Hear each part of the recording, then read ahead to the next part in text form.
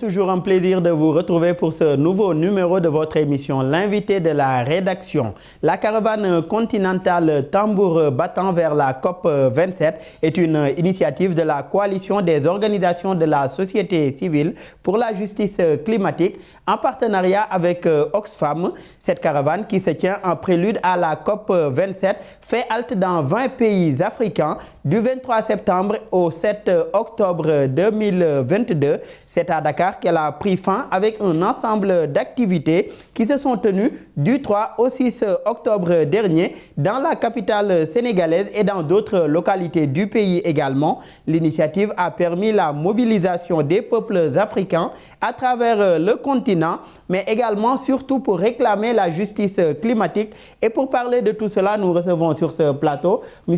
Djibril Niang. Vous êtes président de la section sénégalaise de l'organisation non gouvernementale Jeunes volontaires pour l'environnement. Merci d'avoir une nouvelle fois répondu à notre invitation. Merci beaucoup M. Daoud Sow et merci à tous les téléspectateurs de la télé Medouane TV. Et déjà, quelles ont été les différentes étapes aujourd'hui de cette caravane africaine pour le climat qui, je le rappelle, caravane africaine aujourd'hui, tambour battant vers la COP27?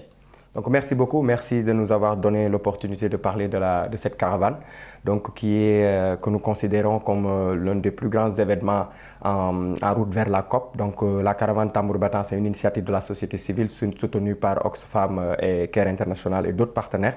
Donc déjà, c'est 3 phases. Il y a la phase nationale où les organisations ont fait une caravane nationale pour recueillir les impressions des populations. Il y a la phase régionale où nous nous sommes tous retrouvés à Dakar pour essayer d'influencer les décideurs. Et tout le monde sait qu'à Dakar aujourd'hui, quand on parle d'influence climatique en Afrique, on ne peut pas sauter Dakar. On a le président de l'UA, nous avons la présidente des PMA, nous avons le président de l'AMSEN qui est à Dakar et le sommet Climate Change s'est organisé à Dakar.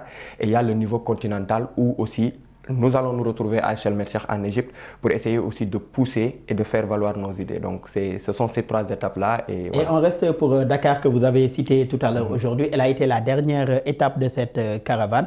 Déjà pour ce qui est de Dakar ou bien du Sénégal plus globalement, quels ont été aujourd'hui les plaidoyers et également les localités visitées aujourd'hui par cette caravane de sensibilisation sur le climat? Oui, bon, pour le Sénégal d'abord, il y a la caravane nationale qui a fait Saint-Louis, qui a fait les îles du Saloum, qu'on a lancé à Kolda. Donc c'est la caravane nationale qui a précédé la caravane tambour battant. Donc quand on a fini avec le sommet Climate Change, donc il y a eu des délégués qui sont venus au Sénégal. Il y avait 2 parties. Comme au même moment, il y avait la pré-COP à Kinshasa. Donc il y a une partie des délégués qui sont venus à Dakar et une autre partie des délégués qui sont allés à Kinshasa. Donc nous avons une déclaration que nous avons, donc quand on a fait les caravanes nationales, on a recueilli les recommandations des peuples et des organisations de la société civile. Et c'est cette déclaration que nous sommes venus amener à Dakar pour rencontrer les autorités, pour rencontrer les décideurs, pour rencontrer les négociateurs, pour leur dire que c'est ça que veulent les peuples africains. Donc c'est ça, c'est pourquoi on était venus à Dakar pour participer au sommet Climate Change, pour rencontrer les autorités, pour rencontrer le président de la République, pour rencontrer les députés et rencontrer tout le monde. Et qu'est-ce qui est sorti aujourd'hui de ces requêtes ou bien de ces demandes aujourd'hui des populations que vous avez eu à rencontrer dans les différentes localités visitées? Bon, d'abord, les populations veulent que les négociations soient plus sérieuses, qu'on sache que l'Afrique est un continent qui encaisse, mais qui ne pollue pas. Donc aujourd'hui, la situation où nous sommes, ce n'est pas une situation créée par l'Afrique. Vous savez, tout le monde a des solutions pour l'Afrique, mais rares sont ceux qui écoutent les solutions africaines. Nous voulons imposer nos solutions. Donc aujourd'hui, il est temps d'écouter l'Afrique et d'adopter les solutions qui viennent des Africains. Donc aujourd'hui, nous voulons aussi profiter d'une COP qui s'organise en Afrique pour ça.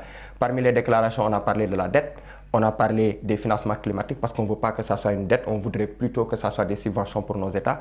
On a parlé des pertes et dommages, on a parlé du problème de l'adaptation, on a aussi parlé des négociations, des promesses et tout ça. Mais est-ce que notre problème aussi ne se pose pas sur les questions de financement climat ou bien aujourd'hui? Puisqu'on voit des fois aujourd'hui entre États, surtout les États du Nord aujourd'hui, il arrive qu'ils soutiennent ces États du Sud-là dans le cadre aujourd'hui de l'aide au développement.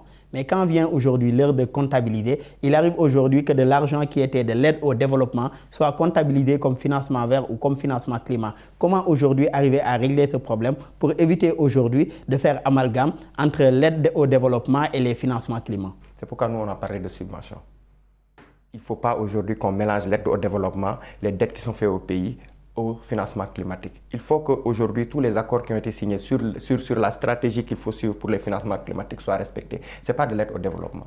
C'est comme si on fait des préjudices et on essaie de réparer ces préjudices-là. Nous contribuons à hauteur de 4%. Ceux qui font aujourd'hui que l'Afrique souffre des changements climatiques doivent financer l'adaptation, le programme d'adaptation de nos pays africains. Et c'est une promesse qu'ils avaient tenue lors d'autres COP. Et aujourd'hui, on a des problèmes pour mobiliser ces ressources-là. Et ces ressources-là ne doivent pas être mélangées avec des dettes. Donc, ils sont intelligents, ils ont des systèmes pour nous faire, pour envoyer l'argent et après récupérer. Nous, on cherche... Mais comment arriver aujourd'hui à cette question du financement de l'adaptation? Puisque ça, déjà, ça pose problème, dans la mesure où on constate que l'atténuation aujourd'hui est beaucoup plus financée que l'adaptation dans le domaine du changement climatique. Et récemment, il n'y a pas longtemps d'ailleurs, s'est tenu aux Pays-Bas un sommet sur cette question-là, à savoir l'adaptation. Comment aller aujourd'hui à un meilleur financement? Selon vous déjà en tant qu'acteur de la société civile, comment arriver aujourd'hui à mieux financer l'adaptation ou le mettre peut-être au même niveau que l'atténuation 50-50 ou bien en tout cas mieux financer l'adaptation comme c'est le cas pour l'atténuation? Vous savez, en Afrique, on parle d'adaptation.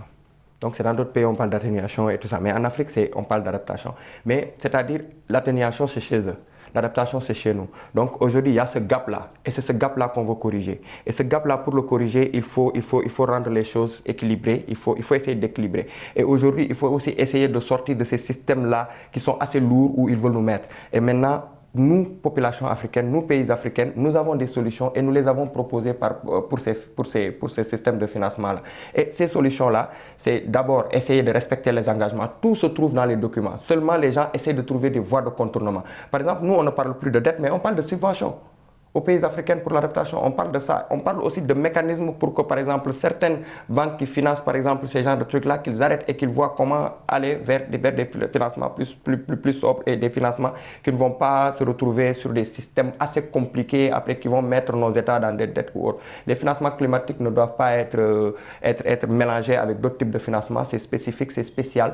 Donc, c'est des choses qui sont là, il faut essayer. D'où l'intérêt aujourd'hui de développer d'autres mécanismes de financement beaucoup plus allégés aujourd'hui que les mécanismes qu'on a déjà, à savoir le Fonds vert climat ou bien les autres fonds, le Fonds d'adaptation et autres qui existent aujourd'hui. Mais autre chose, il y a un plaidoyer qui a été mené par la RDC depuis fort longtemps. Ils ont réitéré ce plaidoyer-là lors de la rencontre de Dakar, à savoir aujourd'hui une certaine équité pour ce qui est du prix de la tonne carbone. Aujourd'hui, il y a eu des avancées, si on peut l'appeler ainsi, puisqu'ils sont arrivés aujourd'hui à un accord avec un pays comme le Brésil et l'Inde. Aujourd'hui, pour un pays comme la RDC, qu'est-ce que vous retenez aujourd'hui de cet alignement-là avec l'Inde et le Brésil pour ce qui est de la tonne carbone? Déjà que je rappelle, c'est un pays forestier. Il est inadmissible aujourd'hui qu'un pays comme la RDC puisse encaisser 5 dollars au moment où pour le même produit, d'autres pays encaissent 100 dollars. Il faut aligner les choses. Nous sommes tous des humains. Je rappelle que l'Afrique n'est pas responsable de la situation actuelle. Et aujourd'hui, quand on met des mécanismes, on doit mettre tout le monde au même niveau. On ne peut pas prendre la tonne à 100 dollars ailleurs et qu'on essaie d'acheter la tonne à 5 dollars en Afrique. Donc je pense que cet alignement est très important et je félicite ce leadership de la RDC et de ces résolutions qui sont de la COP. Et quelles sont vos attentes aujourd'hui pour la COP 27 sur cette question avant de finir? Non, je pense que ces questions-là, il faut les régler. Et je pense qu'ils ont démarré à la pré-COP et je pense que quand ça va arriver, je pense que ça, c'est des choses peut-être qui ne vont pas trop tarder parce que c'est des choses c'est des choses, comment on l'appelle encore, c'est pas normal de